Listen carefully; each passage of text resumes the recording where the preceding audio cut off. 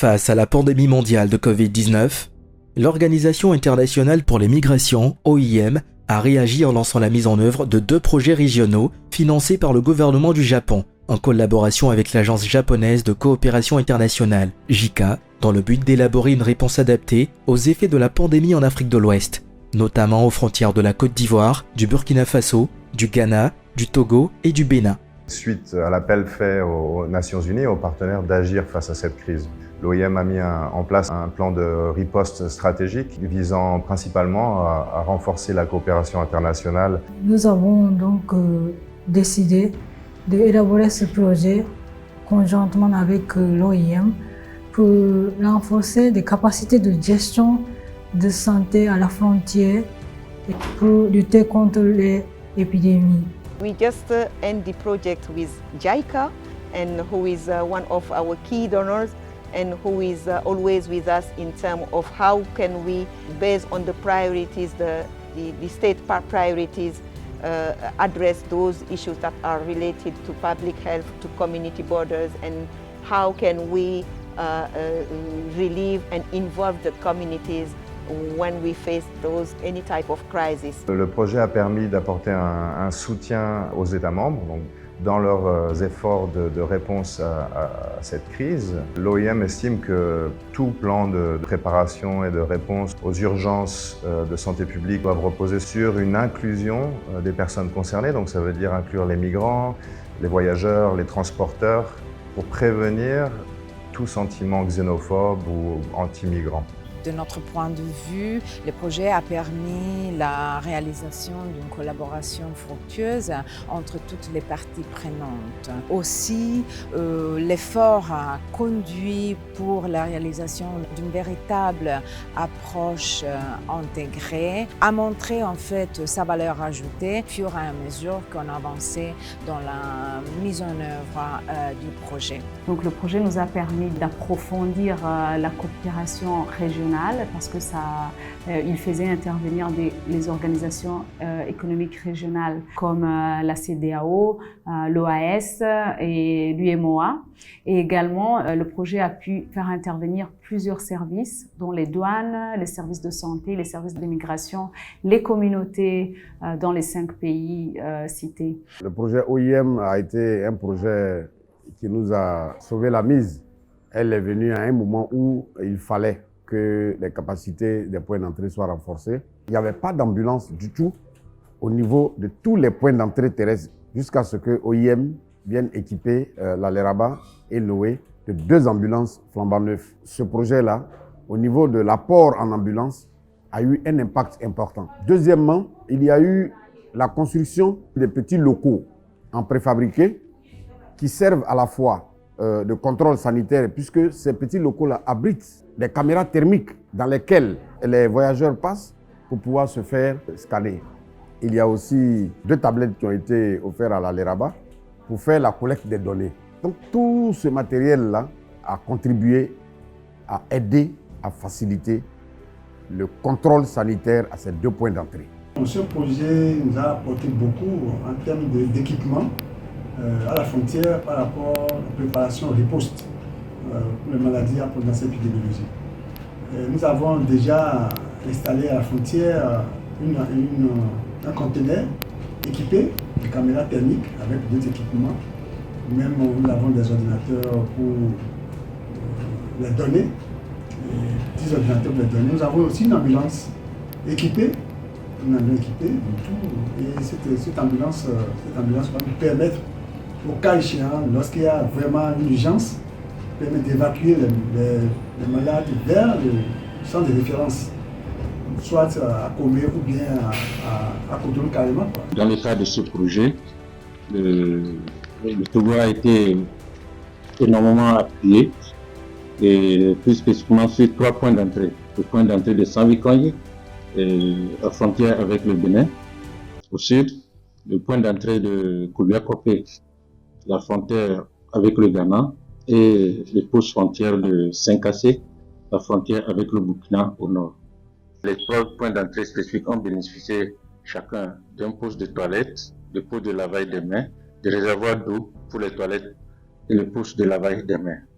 par rapport à la détection, ces postes ont bénéficié de tensiomètres, de moniteurs de température.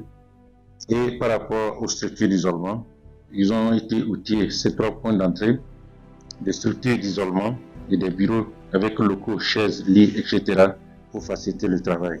Et enfin, nous avions été toujours appuyés par ce projet, par 3 ambulances pour assurer le transfert des malades, donc du point d'entrée aux établissements dédiés. Et enfin, par rapport aux infrastructures de gestion des données, nous avions bénéficié de 45 tablettes et de 15 ordinateurs portables.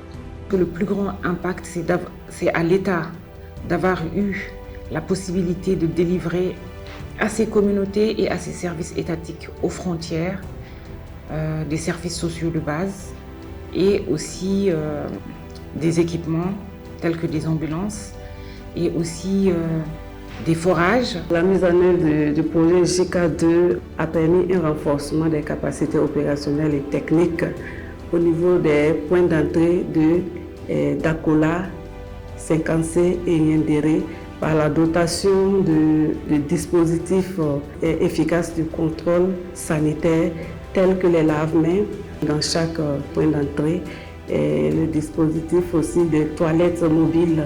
Nous avons aussi des plaques solaires qui ont été disponibilisées aux différents acteurs de première ligne. Dans ce projet, nous avons fourni les équipements sanitaires pour faciliter le contrôle sanitaire à la frontière. À la suite de l'installation des équipements, nous avons aussi organisé la formation pour les agents qui travaillent à la frontière pour l'utilisation de ces équipements. Parmi les défis que nous avons rencontrés dans la mise en œuvre face à Covid-19, certains pays comme la Côte d'Ivoire avaient les frontières terrestres fermées. Cependant, la collaboration avec les autorités nous a permis aussi, avec l'appui de la JICA, à trouver des solutions alternatives pour nous permettre de réaliser les objectifs.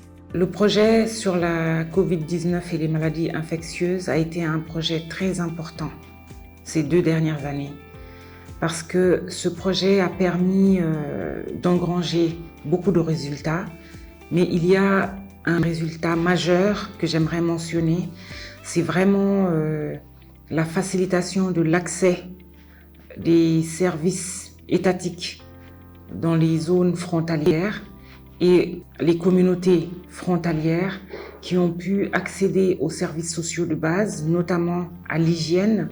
Au Burkina Faso, nous avions aussi une situation sécuritaire qui était volatile, mais nous avons pu avoir de très bons résultats. L'un des défis majeurs du projet était la sécurisation des installations et des équipements sanitaires. Ce que je tire comme leçon apprise, c'est que le contrôle sanitaire au niveau de Noé et de l'Aléraba aujourd'hui sont les 2 postes frontières leaders au niveau de la Côte d'Ivoire. Le nombre de flux de passagers qui passent là, c'est extrêmement important. Par mois, c'est 40 000 personnes qui passent. En termes de perspectives et leçons apprises, je dirais que le point d'entrée de Noé et de l'Aléraba, grâce à OIM, doit être le point de départ de développement des autres points d'entrée terrestres qui sont encore à la traîne. Donc je profite pour lancer un appel pour qu'on ait le même système de contrôle harmonisé au niveau de la Côte d'Ivoire concernant les points d'entrée terrestres. Nous souhaitons aussi voir l'accompagnement des fêtières qui font membres de la coordination de suivi des projets de la JICA pour une pérennisation des actions et une appropriation nationale de ces actions. So it is quite very important for us to get into the field in a very close collaboration with the authorities and in a very close collaboration with the communities to see that what we are doing remain and get well maintained and also to assure at least the durability of what we are putting in the field. Nous, sincèrement, nous remercions le projet OIM JICA parce que ce projet nous a aidé à répondre à des questions très importantes parce qu'à l'évaluation d'IEE de 2018, on avait trouvé que la plupart des insuffisances que les 3 points d'entrée avaient étaient l'insuffisance des capacités. Et ce projet, l'OIM JICA, est venu nous combler ça en nous renforçant en termes de moyens de transport, en termes d'infrastructures que nous avions des difficultés. Et je pense que très prochainement, à l'évaluation prochaine, cela améliorerait sensiblement les scores de DEE. Donc nous remercions encore une fois le projet et ses partenaires et nous espérons ici la nécessité que cet appui soit continu pour que nous puissions prendre en compte certaines autres frontières au point d'entrée qui sont plus importantes sur le plan épidémiologique et en termes de poids de circulation des personnes. Nous ne pouvons que remercier l'organisation l'OIM et ses partenaires, le Japon, JICA, donc pour ces dons que vous avez fait à notre pays, le Bénin, parce que la frontière, c'est une frontière qui passe beaucoup, parce qu'au niveau du corridor Abidjan-Lagos, donc on a des milliers de passagers qui passent par là par jour. Au cas où il y a l'épidémie, vous voyez que c'est catastrophique. C'est pourquoi ces équipements nous permettent quand même de nous préparer pour l'éventuelle épidémie.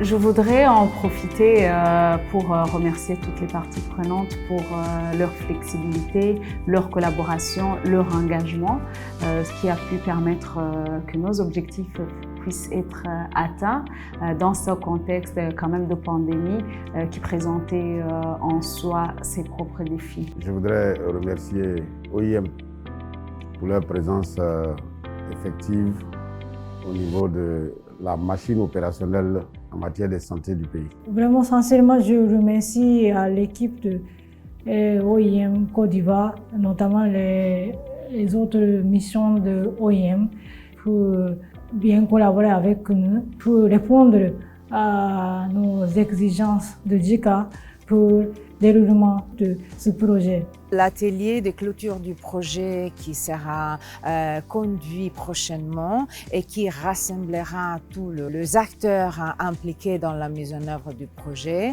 permettra également de conduire une évaluation de tous les aspects positifs et donc de tout ce qui peut être considéré de véritables succès et évidemment tous les aspects plus problématiques liés aux enjeux et aux défis qui se sont posés. Dans le cadre de ces projets régionaux, l'OIM a travaillé en étroite collaboration avec les autorités des pays bénéficiaires pour mettre en place des actions concrètes telles que la sensibilisation aux mesures préventives, la formation des agents frontaliers, l'implication de la communauté, la fourniture et la distribution d'équipements dans les points d'entrée sélectionnés, à savoir 12 postes de toilettes, 12 postes de lavage des mains, 12 réservoirs d'eau pour les toilettes et les postes de lavage des mains, 3 caméras thermiques pour la prise de température, 9 systèmes d'énergie solaire, 12 ambulances, 45 tensiomètres, 90 tablettes, 14 structures d'isolement préfabriquées et les conteneurs d'isolement.